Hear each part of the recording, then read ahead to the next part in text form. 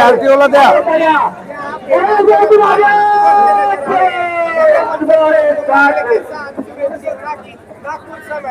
Hello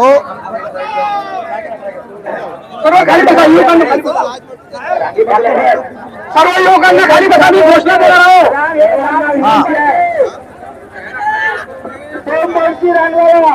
राणी सर्व राहिली पाहिजे. हा द्या द्या द्या.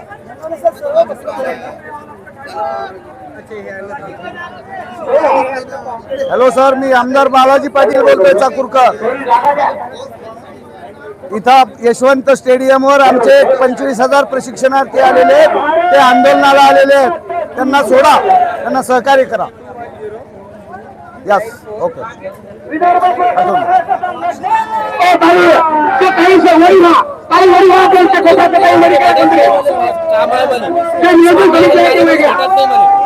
भारत माता की, भारत माता की. हमारा नेता कैसा है, हमारा नेता कैसा हो. सर्वांनी कृपया खाली बसा. मागची मंडळी खाली बसा. समोरील मंडळी खाली बसा. का कडेने जायला वाट ठेवा.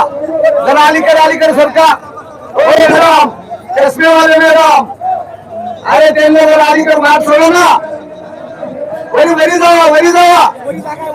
ए मित्रांनो, कडेने जायला वाट सोडा. ए तिकडून कडेने जायला वरी वाट सोडा. अरे वरी जावा ना. ऐकू येतं का तुम्हाला? वरी जावा, वरी वरी जावा, वरी.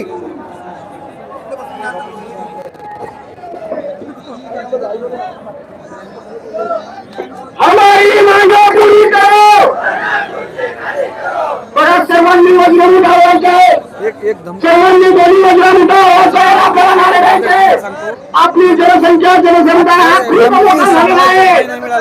आपला आवाज पुढे झालाय.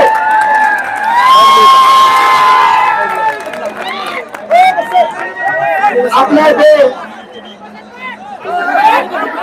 सुषमा अंधारे आलेला आहे. आपल्या इथे सुषमाताई अंधारे आले आहेत. मी मोठ्या गटाच्या बुलंद बालाजी पाटील चाकूरकर आपल्या महाराष्ट्राच्या रणरागिणी आपला शिवसैनिकच आहे. एक प्रशिक्षणार्थी निवडणुकीच्या अगोदर महाराष्ट्राच्या रणरागिणी. हे बघा, आपल्या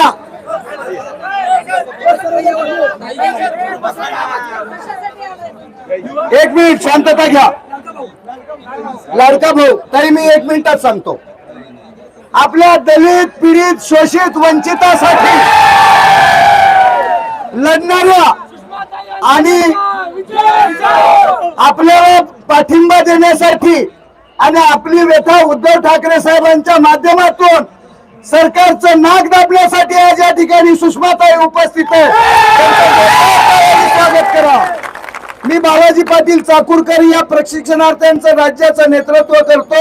हे अमरावतीहून आमचे प्रकाशदादा साबळे आहेत. ताई, आम्ही तुमचे खूप फॅन आहोत. आपण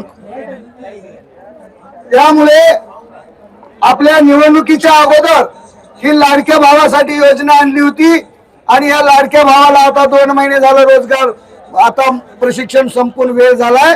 त्यामुळं यांना रोजगार कायमस्वरूपी भेटला पाहिजे आणि यांच्या मानधनामध्ये दुप्पट वाढ झाली पाहिजे. यासाठी अधिवेशन काळापासून आम्ही 6वा दिवस आहे. आज 9 तारखेला चॉकलेट मोर्चा काढला.